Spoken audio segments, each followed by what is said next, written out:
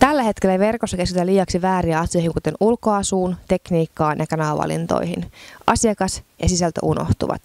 Kerromme tässä videossa sen, miten sisältöstrategia yhdistää asiakkaan ja yrityksen verkossa, ja lopuksi kerromme työkalut, joilla temppu tehdään.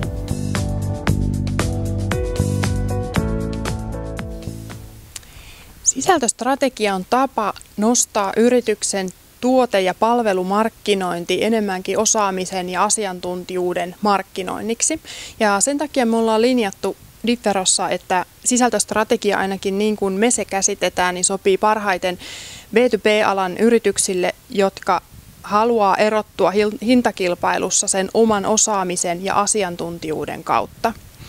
Ja miten tämä sitten sisältöstrategia heijastuu ja miten se tehdään verkossa, niin me ollaan luotu ja hahmoteltu tällainen malli sisällön tuotannolle kuin sisältöpolku. Ja se on looginen jatkumo sisällöille terävän kärjen taakse, johon sisältöä sitten tuodaan.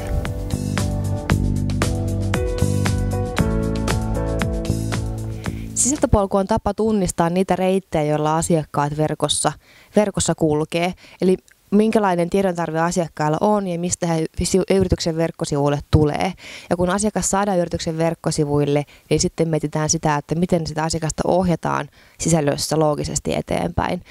Sisältöpolku ottaa huomioon yleensä hakukonenäkyvyyden, mahdollisesti verkkomedian, asiakaslehdet, tapaamiset ja muut asiakaskohtaamiset ja johtaa asiakasta eteenpäin johdonmukaisesti ja tietyllä tavalla tulkitsemalla niitä asioita, eli antaa asiakkaalle syyn tutustua lisää palveluihin ja rakentaa sitä kautta eheän asiakaskokemuksen verkkoon.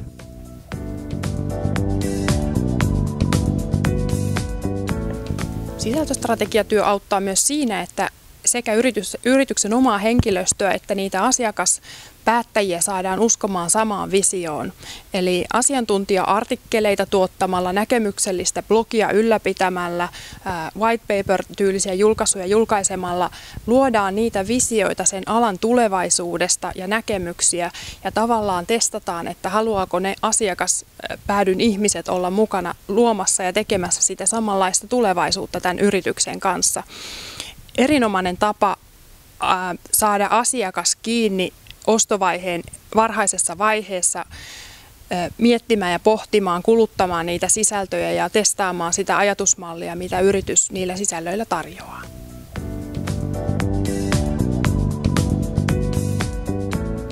Sisältöstrategiatyö muuttaa käytännössä sisältöjen osalta sen, että staattisista toteavasta tuotetiedosta tulee jatkuvasti elävää ja kehittyvää asiantuntijasisältöä. Yrityksen sisäisestä näkökulmasta tarkoittaa sitä, että markkinointi, myynti tai viestintä, markkinointi ja myynti voidaan linjata samojen tavoitteiden taakse.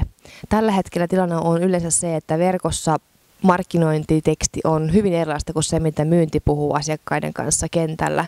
Ja kun me voidaan tuoda esille se myöskin verkkoon, se sama keskustelu ja asiakkaiden puhuttelu, mitä myynti käy asiakaskäynnillään, niin se tuottaa semmoisen yhteisen tahtotilan ja yhteisen vision siitä tekemisestä. Ja ollaan huomattu se, että jopa myyntimiehet, parkkiintuneet semmoiset 60-vuotiaat miehet, jotka yleensä ajattelee, että verkossa ei ole mitään tekemistä sen myynnin tuen kanssa, niin ollaan pystytty tuomaan esille se, että ihan aidosti sille pystytään rakentamaan se siltaa sinne asiakkuuksiin jo ennen sen aktiivisen myyntiprosessin alkamista. Eli käytännössä tämä työ muuttaa sen, että me pystytään tuottamaan tilanne, jossa verkkosisältö puhuu samaa kieltä kuin asiakkaiden kanssa kasvokkaisissa keskustelussa puhutaan.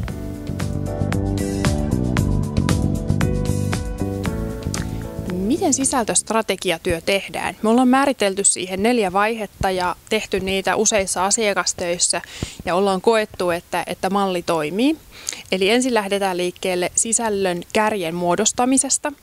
Seuraava vaihe on informaatioikkuna versus ostoikkuna, jonka jälkeen luodaan äsken mainitsemamme ja esittelemämme sisältöpolku verkkoon ja 4. työvaiheena sitten polun toimivuuden mittaaminen.